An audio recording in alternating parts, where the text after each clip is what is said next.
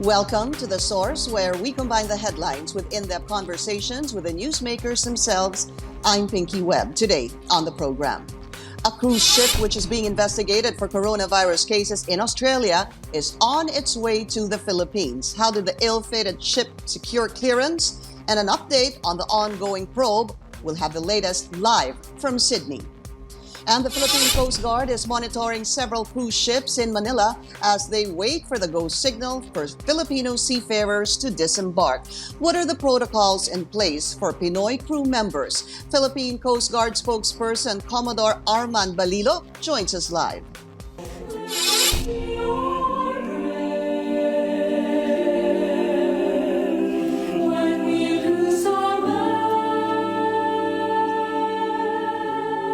And the University of the Philippines singing ambassadors give a heartfelt musical tribute to fallen medical frontliners.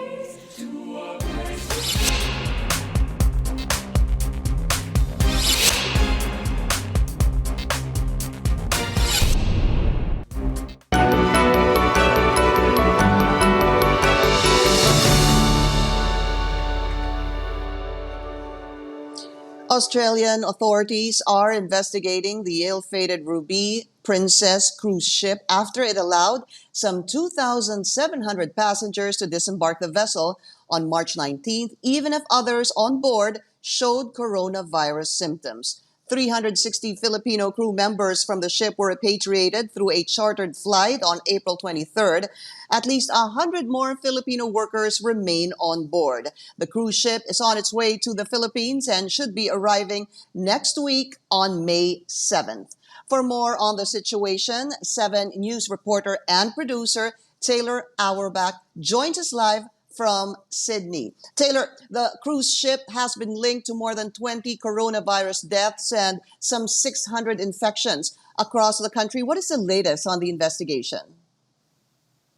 Pinky, good morning. Thank you for having me. You're right. At least 600 cases of coronavirus across Australia, many more across the world, and indeed, counting the crew members on board who came down with coronavirus, we're approaching about 1,000 infections.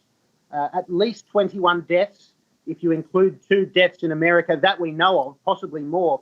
So this is one of the biggest health disasters in the history of Australia. There's no doubt about that. There are 2 very high-profile investigations underway. The first by New South Wales Police involving homicide squad detectives and also specialist officers from the counter-terrorism squad, just to give you an idea of how seriously this situation is being treated. About 30 officers from New South Wales Police are investigating the Ruby Princess for criminal negligence, basically examining whether the cruise operators and indeed the government agencies involved with this cruise committed criminal negligence, which is a very specific term with very serious meaning on a legal sense, basically examining whether the operators of the cruise or government was so reckless or careless in their actions that they may have contributed to the deaths of those 21 people. In train, at the same time with that police investigation, there's also a special commission of inquiry being undertaken by the New South Wales government. That's being headed up by a very famous Australian barrister by the name of Brett Walker. And that so far has already interviewed the Ruby Princess doctor, Ilse von Watzdorf, and also the hotel manager from that cruise ship, Mr. Charles Faval. Both of those people gave evidence last week in a live streaming situation that was broadcast across Australia. And some of the evidence that they gave was, well, nothing short of bombshell level. They revealed that they were surprised that those 2,700 passengers were let off that cruise ship. They are blaming New South Wales Health for making that decision. But of course, there are many months of inquiry to come to determine who it was that allowed all those people off that ship and indeed to infect so many people across New South Wales, Australia, and indeed the world. Taylor, let's retrace the steps of the Ruby Princess. Can you please take us back to how this all happened and why was it allowed to leave Australia? Well, your question strikes at the very heart of this matter, Pinky. It's a very good question. Why on March 8th was the Ruby Princess ever allowed to leave Sydney? If I could take your viewers back to March 8th, at that time, Australia had 2 deaths from coronavirus, just 2 deaths across the entire country. The first of those deaths was Mr. James Kwan. He was a passenger from the Diamond Princess cruise ship. Same company, Diamond Princess cruise ship.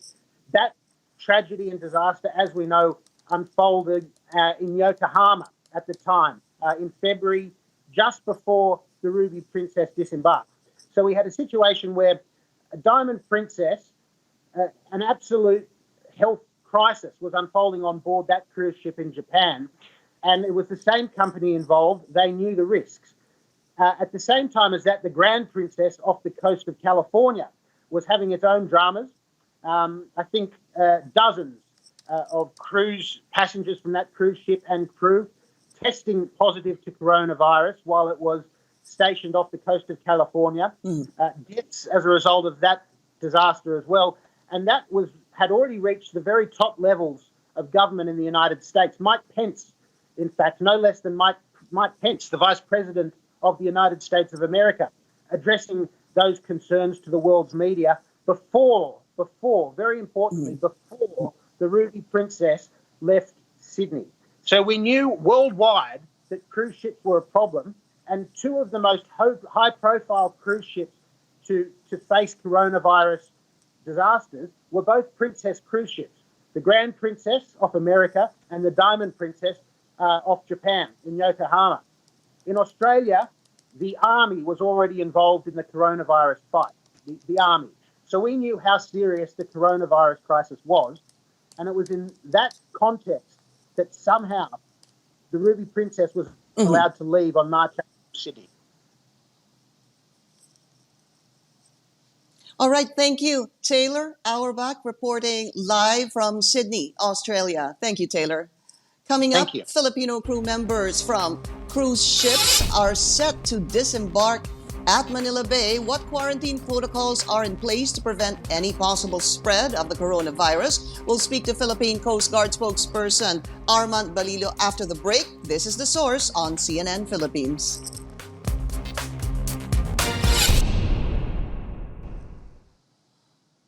People all over the world are comparing our medical workers to superheroes. Masks may leave behind marks on their faces, but they're marks of courage. CNN's Jeannie Moose has this report.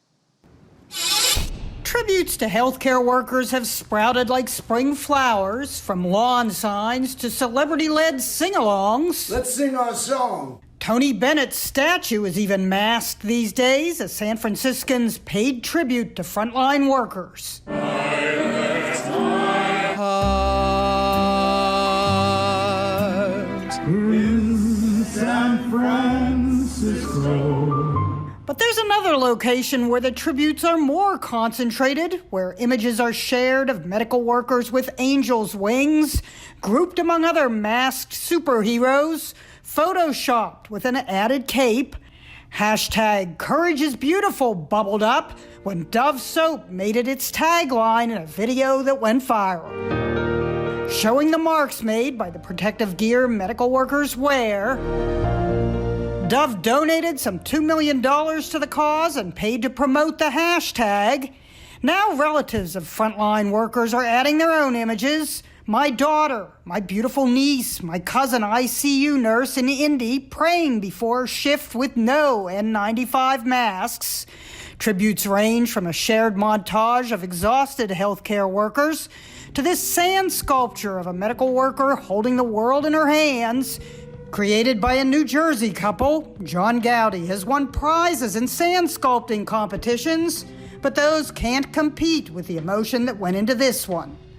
New Orleans artist Terrence Osborne didn't know his painting Frontline had been shared on hashtag Courage is Beautiful. I'll take it. I mean, that's nice. Of course, that's what it's about. So the piece is a nod to the Rosie the Riveter piece. You know, that piece from World War II. Though Rosie didn't face the dangers medical personnel do, the next time you hear, I left my heart, leave a piece of it for those who wear their mask in marks, even when they take it off. Jeannie Mose, CNN, New York.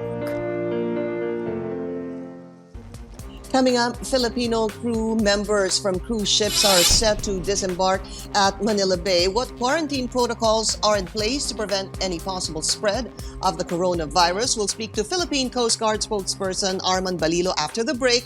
This is The Source on CNN Philippines.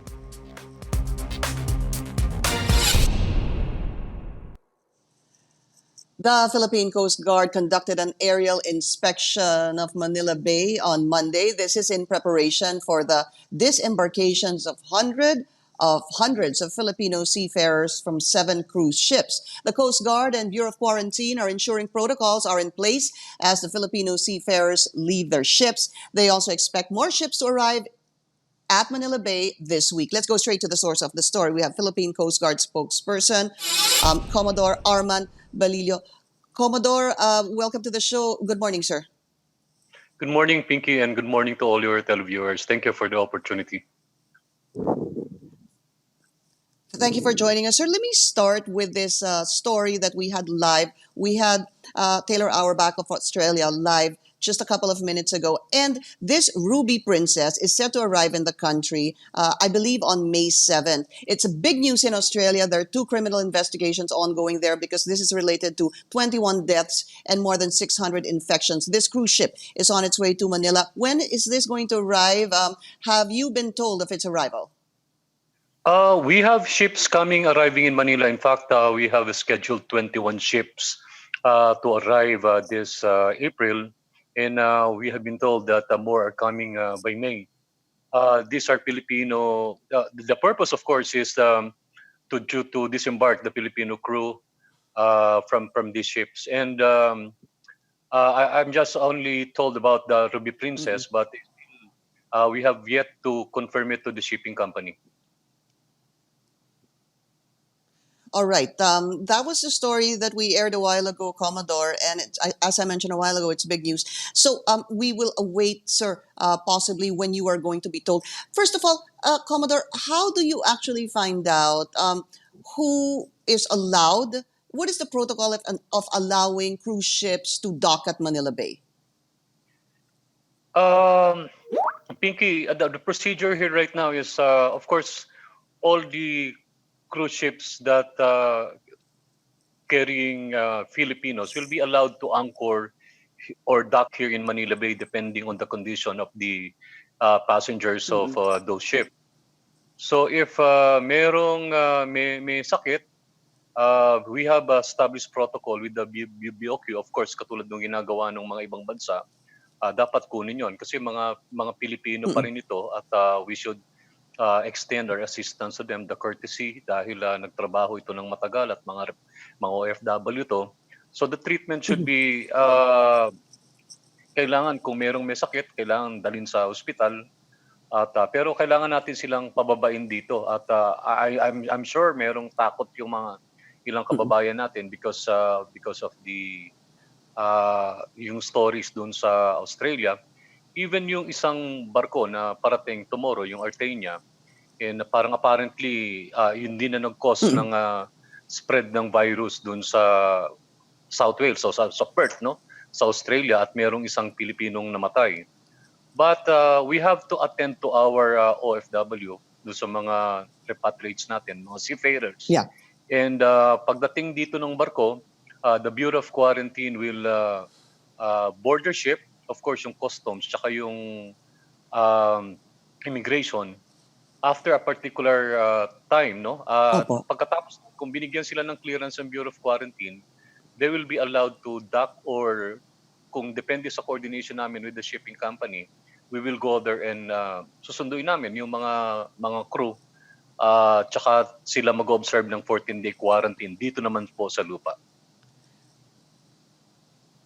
So, what really happens, Commodore? Take us through one cruise ship, because I know there's 7 right now, and you mentioned Artenia is supposed to arrive tomorrow, also coming from Australia.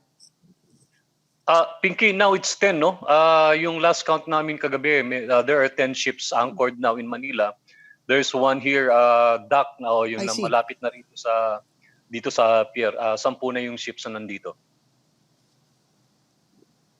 Okay, I stand corrected, sir. So, pag dumating po yung cruise ship dyan, well, of course, the story really is, mga kababayan po natin to na nagtatrabaho sa mga cruise ship na ibinabalik po dito sa Pilipinas dahil basically, no, Commodore, wala na silang trabaho for now. So, when a cruise ship arrives or anchors here, sir, kailan ho sila pinapasok ng Bureau of Quarantine? Naghihintay ho ba ng 14 days or immediately ho, pag dock ay papasukin na po sila for inspection and for medical purposes?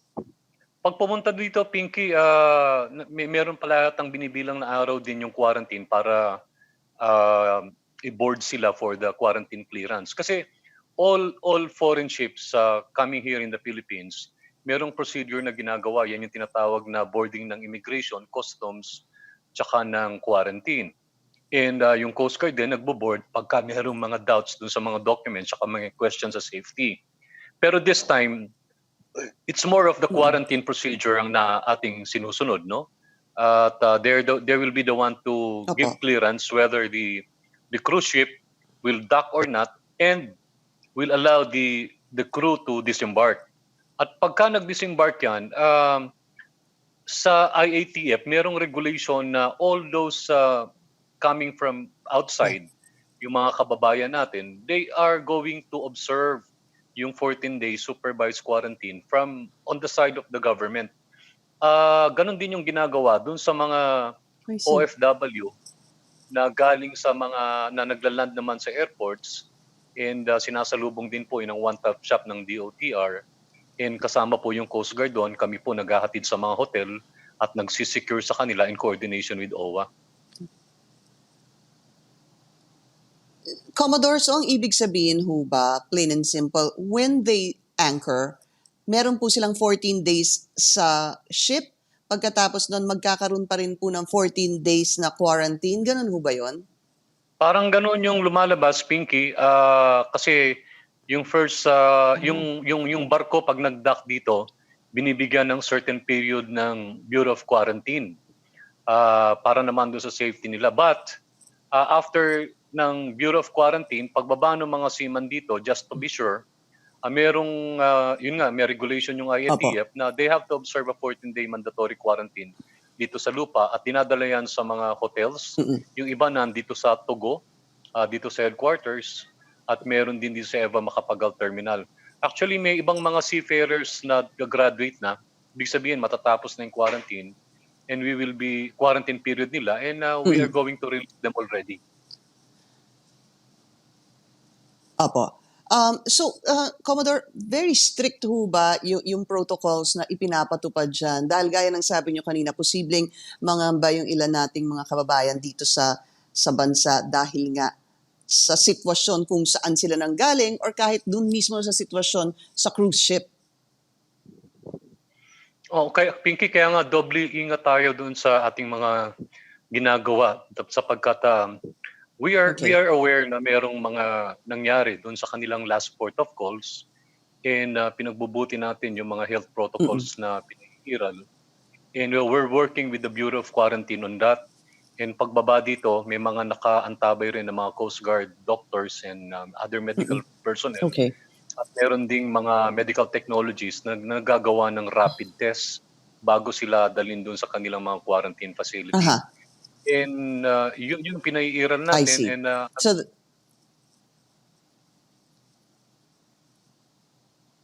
go ahead, sir. Okay, yun na nga, Pinky. Yun yung procedure na ginagawa natin. And so far, wala naman pang katulad ng mga naibaba natin. May naibaba ng mahigit 400. We have not encountered anyone na merong sakit o may sintomas.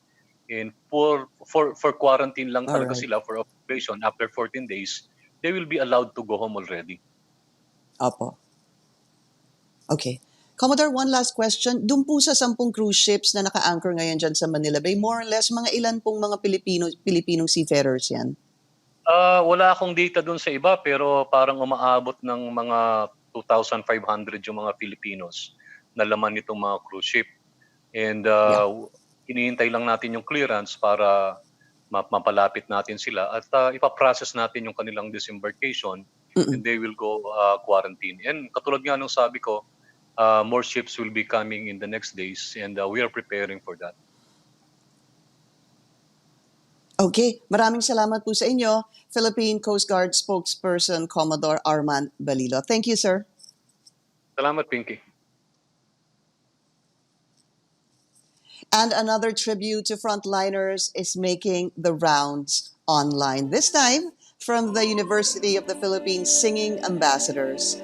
Performances from 96 members and alumni of the group were merged into a video and posted on Facebook. Also shown in the video are the photos and names of doctors from UP who died in the fight against coronavirus. Before we go, take a listen into the choral group rendition of the prayer. Thank you for joining us here on The Source. I'm Pinky Webb. You're watching CNN Philippines. Lead us to the place, guide us with your grace, to a place where we'll be safe. La luce che tu dai, I pray we'll find your love, nel cuore resterà, and hold it in your heart. Ricordaci che when stars go out each night, l'eterna stella sei.